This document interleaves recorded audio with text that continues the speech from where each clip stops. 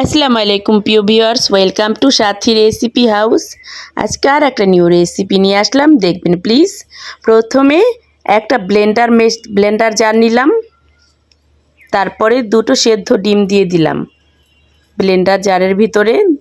তারপরে 2 চামচ গুঁড়ো দুধ, 1 চামচ চিনি, একটু মিষ্টিটা হালকা একটু বেশি দিয়েছি।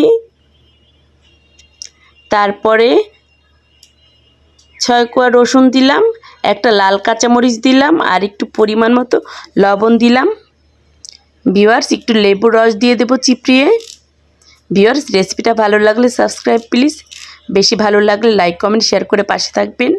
ভিউয়ার্স, তারপরে কিছু সয়াবিন তেল দিয়ে দিলাম পরিমাণ মতো।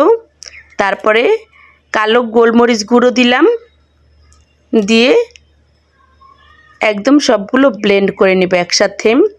এই তো আমার মেয়োনিজটা কমপ্লিট।